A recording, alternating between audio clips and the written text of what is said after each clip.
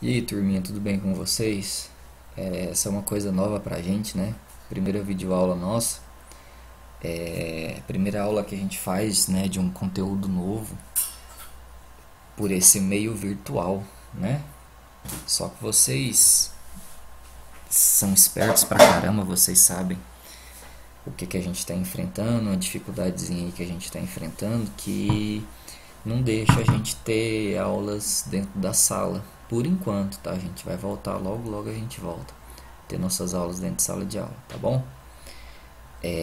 Só que eu peço para vocês, como essa é a primeira videoaula nossa, eu peço para vocês darem a mesma importância, se não uma importância até maior para essas videoaulas, para essas atividades que a gente faz virtual, é a mesma importância, se não uma importância maior do que vocês dão para as aulas presenciais, né? As aulas dentro de sala de aula, tá bom? Porque a gente está enfrentando esses probleminhas aí, mas a gente não pode parar de estudar, tá? A gente não pode deixar de estudar de forma alguma, tá bom? Então hoje a gente vai aprender sobre duas coisinhas. A gente vai começar com plano cartesiano e mais pra frente a gente vai ver sobre ângulos, tá bom? Então vamos lá. Turma, sempre que vocês ou o pai de vocês, os seus responsáveis recebem cartas pelo correio ou encomendas em geral pelos correios, vocês vão perceber que em todas elas vai ter uma etiquetinha, que é uma etiquetinha com o endereço da casa de vocês, tá? E o que seria esse endereço? O endereço é um conjunto de dados que essa pessoa vai ter para poder localizar a sua casa. Então, o endereço de vocês, o que costuma ter no endereço? O nome da rua, da casa de vocês, a quadra e o lote. Quando não tem quadra e lote, tem número, né? Tem o setor ou bairro, tem o nome da cidade, o nome do estado, enfim, é um conjunto de dados que é usado para poder localizar a casa de vocês. Dessa forma que os correios conseguem encontrar para quem é aquela correspondência, para quem é aquele presente. Tá bom? Então funciona assim para diversas coisas. É uma coisa que está, por exemplo, imagina que você vai entregar, você vai dar um livro de presente para um primo seu que mora em outro estado. Não adianta você chegar até alguma agência dos correios e entregar só o livro dentro de um saquinho ou dentro de alguma caixinha de presente, algo do tipo, se você não tiver colocado o endereço nela, tá bom? Então é através do endereço que eles vão localizar a pessoa que vai receber o presente. E isso não serve só para correspondência, serve para um monte de coisa. Coordenada geográfica, por exemplo. Dentro de um mapa, quando você tem um mapa, você tem duas coisinhas ali que são usadas para poder localizar um ponto, que é latitude e longitude. Por exemplo, olha aí para esse ponto A aqui, ó. Esse ponto A, quando você quer localizar ele ou você quer passar para alguém o endereço, o que seria o endereço? Seria a localização desse ponto. Você tem que falar para essa pessoa o quão para cima ou para baixo esse ponto vai estar, que seria a latitude, tá? Então aqui ele estaria numa latitude sul em 20 graus, tá vendo? Mas enfim, você vai ter que falar para a pessoa o quão para cima ou para baixo esse ponto vai estar e o quão para um lado ou para o outro esse ponto vai estar. Entendeu? Por exemplo, você está fazendo alguma brincadeira do quente ou frio, você esconde alguma coisa e você vira para a pessoa e fica assim, olha, tá quente, tá frio, esfriou. E a pessoa, ah, mas é mais para frente ou para trás? Não, é mais para frente. Aí você chega para frente e você, não, peraí, passou, agora é mais pro lado esquerdo. Então tudo isso é coordenadas que vocês estão dando para essas pessoas. Então coordenada geográfica, de certa forma, também é um tipo de endereço, é um tipo de localização, tá bom? Por exemplo, se você mandar as coordenadas desse pontinho E para uma pessoa, a pessoa pega um mapa qualquer que tenha, né, esses dados aqui, ó, de latitude, né? De latitude quer dizer para cima ou para baixo, e de longitude quer dizer de um lado ou para o outro. Então, você entregando essa localização, essas coordenadas para uma pessoa, a pessoa vai direitinho, pega qualquer mapa que tenha isso daqui e vai lá e localiza esse ponto. Tá bom? Então vamos seguir para frente. Olha uma outra coisa também, o próprio xadrez. Talvez algum de vocês ou vários de vocês jogam xadrez, vocês vão perceber que no tabuleiro de xadrez a gente tem essa coluna com o número de 1 a 8 e a gente tem essas linhas aqui, ó, essas duas colunas com o número de 1 a 8 e essas duas linhas aqui com letras, não é? Por exemplo, onde que está localizado o rei branco, o rei das peças brancas? Então, olha só, esse daqui é o rei das peças brancas. Então, qual que é a localização dele? Ele está localizado na linha E e na coluna 1. Então, E1 ou 1E, tá bom? Então, para que isso serve no xadrez? Serve para o seguinte, tem muita gente que gosta de anotar todos os movimentos que ele faz para depois, futuramente, ele poder fazer, ele poder replicar, ele poder de certa forma fazer um replay de todas as jogadas para ele estudar onde foi que ele errou, qual foi a jogada que ele fez que pode ser considerada uma jogada boa e assim por diante, tá bom? Então, aqui você percebe, olha só, desde aqui atrás de coordenadas geográficas para o xadrez, você já percebe que essas coordenadas elas funcionam de um jeito específico. Você tem uma coordenada nesse eixo aqui, ó, nessa coluna, e você tem uma coordenada aqui, ó, nessa linha. É justamente o que eu falei ali em cima. Você quer saber o quão para cima ou para baixo uma coisa tá, e depois o quão para um lado ou para o outro essa coisa vai estar, certo? Então vamos para frente, olha só. A gente tem as posições horizontais. Nesse caso a gente está usando só números, a gente não está usando mais letra, tá vendo? E a posição vertical. Então olha só, como que são dadas as coordenadas? As coordenadas são dadas dessa forma aqui, gente, ó. Isso aqui vocês já precisam focar muito bem nisso. Você abre o parênteses, coloca qual é a posição na horizontal. Horizontal é essa linha, são essas linhas, tá? Deitadas aqui, ó. Bota uma vírgula e depois coloca a posição vertical dela. A posição vertical já são essas colunas aqui, ó. Certinho, são essas colunas. Então, olha só, um exemplo que eu dei. O barco está localizado onde? Olha para o barco aqui. Esse daqui é o barquinho. Então, como que a gente dá a coordenada dele? Primeiro a gente pega a posição horizontal dele, a posição 11. E depois pega a posição vertical dele, que é a posição 5. Certo? Então, olha só, a posição horizontal do barco é 11 e a posição vertical dele é 5. Então, você abre parênteses, coloca o número 11, põe uma vírgula, coloca o número 5 e fecha o parênteses. Então, isso aqui, pessoal, não é um número 11,5. Tá bom? Vocês não podem confundir como 11,5, 11,5.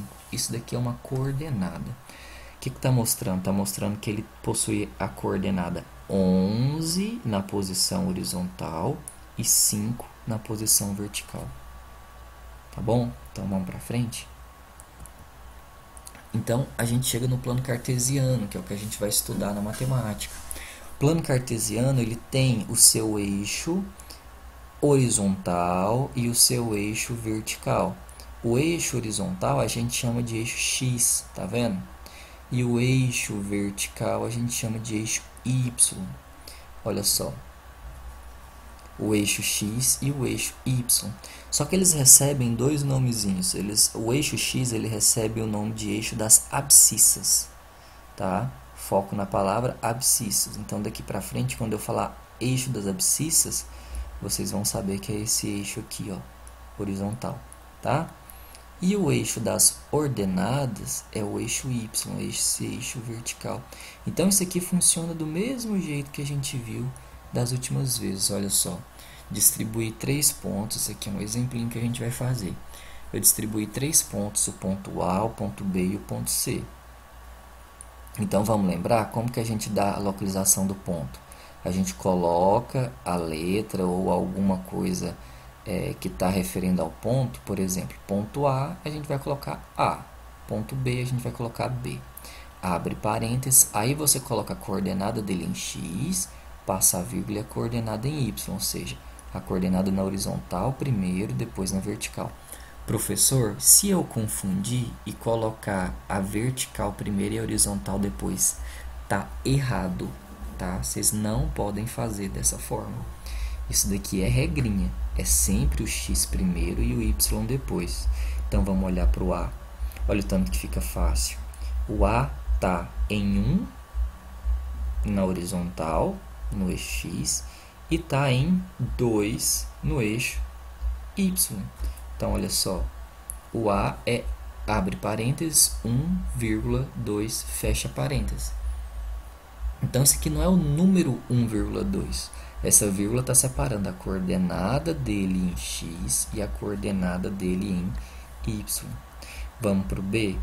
Onde que o B está localizado no X? No 9. E onde ele está localizado no Y? No 3. Olha só aqui, ó. Tá vendo? No 3. Então, é 9, passa a vírgula e coloca o 3 depois. Então, o ponto B está localizado em 9, em X e 3 em Y. E o C, então, para finalizar, a gente tem aqui ó, em X 7 e em Y 9. Então, é C, abre parênteses 7, põe a vírgula, coloca o 9, fecha parênteses. Certinho? Então vamos passar para ângulos, turma. Se tiver qualquer dúvida a respeito de plano cartesiano, gente, eu vou passar uma atividadezinha para vocês super fácil do livro de vocês, tá bom? Se tiver dúvida, pergunta lá no Google Classroom, tá? Não fiquem com a dúvida na cabeça, perguntem. Vamos falar de ângulo bem rapidinho. É só uma introdução mesmo sobre ângulo, tá? Gente, todos vocês conhecem aquelas rampinhas de acesso, né? Quando você tem algum prédio que eu falo, algum comércio, alguma drogaria, algum lugar onde tem escadas, onde o piso lá de cima, ó, é acima do piso aqui de baixo, em que a gente possui escadas, a gente também precisa de uma rampa. Por que rampa de acesso? Porque a gente sabe que cadeirantes, aquelas pessoas que usam cadeiras de roda, elas não conseguem subir, ou até conseguem, só que de uma maneira muito complicada, muito difícil. Eu sei não, viu? Eu acho que nem conseguir subir conseguem não. Essas escadas, então eles vão passar o que? Pela rampa. Tá vendo que essas rampas possuem o corrimão, tudo certinho para eles poderem subir com a cadeira de rodas, certinho? Então vamos lá, isso aqui é só uma introdução, vocês vão entender o porquê, tá? E essas rampas, elas possuem inclinação, elas podem ser mais inclinadas ou menos inclinadas, certo? Então imagina que essa rampa fosse mais inclinada, imagina que ela começaria aqui, só que ela ia subir até aqui mais em cima. O que aconteceria? A pessoa, o cadeirante, ele iria ter muito mais dificuldade para subir, porque ela seria mais inclinada. E quanto menos inclinada fosse essa rampa, mais fácil para ele subir. Demandaria menos força, não é? Então, ó, vamos focar nisso daqui, inclinação. Olha só, um outro exemplo aqui. Aqui a gente tem uma escada, certo? Isso aqui está parecendo um cartório, não sei. Aqui a gente tem uma escada. E aqui a gente tem uma rampa. Olha só o movimento que a rampa faz. A rampa faz um movimento para lá e depois para baixo. Professor, mas não poderia simplesmente pegar bem do lado aqui, ó, bem do lado da escada e fizer uma rampa do ladinho dela aqui? Poderia. Só que qual seria o problema? Essa rampa ficaria muito inclinada. Seria muito difícil para o cadeirante subir e seria muito perigoso para ele descer, que ele poderia perder o controle e descer de uma forma mais brusca. Então, por que que eles fizeram essa escada para lá e depois para cá? Para diminuir a inclinação dela, entendeu? Então, do jeito que ela tá, olha só, essa rampa foi para lá e depois de lá ela veio para cá. Então, fazendo isso, você diminui a inclinação dela, tá bom? Fica mais fácil para o cadeirante subir. Então, olha só, a gente tem aqui, supondo que sejam duas rampas, uma mais inclinada e uma outra menos inclinada. Então, essa daqui é mais fácil para uma pessoa estar subindo. Então, é aqui que a gente entra no conceito de ângulo. O que seria ângulo, gente? Olha só, ângulo é a região do plano limitada por duas semirretas de mesma origem. Eu vou explicar para vocês. Semirretas são essas duas coisinhas. Vou voltar um slide, isso aqui, ó. Aqui a gente tem uma semirreta e aqui a gente tem outra semirreta. Tá vendo que elas estão partindo de um mesmo ponto? Esse mesmo pontinho aqui, ó, originou uma semirreta e outra semirreta. Então, entre essas duas semirretas existe uma área aqui, ó, que é onde a gente localiza nosso ângulo. Então, olha só, eu tenho essas duas semirretas e eu tenho essas duas semirretas. Tá vendo? Essa área, essa região formada entre as duas, ela não é maior do que a região formada por essas duas aqui, olha só. Então a gente fala que aqui tem um ângulo maior. Então, quanto mais inclinada ela tiver, mais para cima ela tiver, maior vai ser o ângulo dessa rampa em relação ao chão, ao solo, tá vendo? Então maior vai ser o ângulo. De cá o ângulo vai ser menor. Então existem várias coisas, existem vários objetos, várias coisinhas mesmo que formam ângulos. O relógio, por exemplo, o relógio ele tem dois ponteiros. Então esses dois ponteiros eles partem de um mesmo pontinho aqui, ó. Então é como se esses ponteiros fossem semirretas. Então tá vendo aqui eles formam um ângulo entre os dois. Tá vendo? Olha esses outros dois ponteiros, eles estão partindo de um mesmo pontinho aqui, um vindo para cá e outro vindo para cá. Então, entre os dois vai ter um ângulozinho ali, ó. É uma região entre os dois. Então, olha só, aqui a gente tem um ponteiro no 12 e um ponteiro no 4. E aqui a gente tem um ponteiro no 12 e um ponteiro no 2. Vocês percebem que essa região entre as duas aqui, ó, é menor do que essa região entre esses outros dois ponteiros. Então, esse ângulo vai ser um ângulo menor do que aquele. Tá bom? Então, aqui a gente tem três tipos de ângulos, que é o que a gente mais usa. Tá? Vocês estão começando a estudar sobre ângulos agora. Mais para frente a gente vai ver outros ângulos, tem outros nomezinhos que a gente vai usar. Então, olha só. Aqui a gente tem um ângulo de uma volta completa. Imagina que vocês têm uma pracinha em forma de círculo e vocês dão uma volta completa nessa praça. Então aqui, ó, você tem um ângulo completo. Você tem uma, é como se, olha só, é como se vocês tivessem uma semirreta aqui e a outra semirreta estaria exatamente em cima dessa. Então aqui a gente tem duas semirretas, só que uma está em cima da outra. Por isso que a gente não consegue enxergar as duas. Então a gente dá uma volta completa. Vocês lembram quanto que é? Vocês já ouviram falar qual que é o valor de um ângulo completo, de uma volta completa? É 360. Tá? É um ângulo de 360. Então, olha só, outra aqui, a gente está vendo esse pontinho aqui, que é o pontinho de origem? A gente tem uma semirreta voltada para lá e a gente tem uma outra semirreta voltada para cá. Perfeitamente, olha, na mesma direção não, mas na mesma linha. Então, é como se a gente tivesse pego e traçado uma reta para cá, uma semirreta para cá. O que a gente fez? A gente dividiu esse ângulo completo no meio. Por isso que a gente vai chamar isso aqui de ângulo de meia volta. Ele vale 180 graus, que é justamente a metade disso aqui, ó, de 360. Entendeu? Só que ele recebe um nome específico, ele recebe o nome de ângulo raso. Então, sempre que você ouvir falar de ângulo raso, ele vai medir isso daqui, ó, 180. Vamos voltar um pouquinho? Imagina que você tivesse um ponteiro aqui, ó, do relógio no 12 e o outro ponteiro ele tivesse no 6 aqui, ó. Um ponteiro no 12 e o outro ponteiro no 6. Então, o ângulo formado entre os dois seria um ângulo raso, um ângulo de 180. Tá bom? Vamos seguir aqui, então. E agora imagine que a gente pegasse esse ângulo raso, por exemplo, e ao invés de traçar essa semi-reta aqui, a gente estivesse traçando essa semi-reta para cima aqui, ó. A gente estaria dividindo esse ângulo ao meio, não é? E quanto que é dividir 180 ao meio? 180, a metade de 180 é 90. Então, olha só, a gente passaria uma semi-reta aqui cortando esse ângulo exatamente ao meio. Então, olha aqui, ó. Tá vendo? A gente tem uma semi-reta aqui na horizontal e outra perfeitamente na vertical. Ele é chamado de ângulo de 1/4 de volta. Por que 1/4? Porque esse ângulo é como se você tivesse pego esse ângulo completo e dividido ele em 4 partes. Olha só.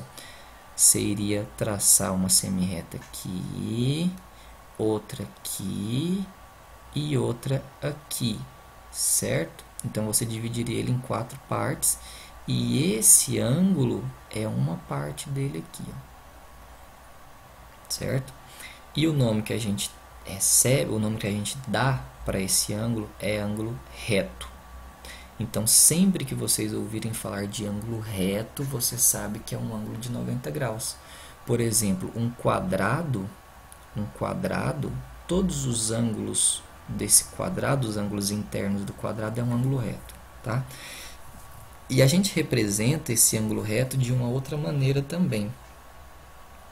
A gente faz esse quadradinho aqui, ó, e um ponto no meio.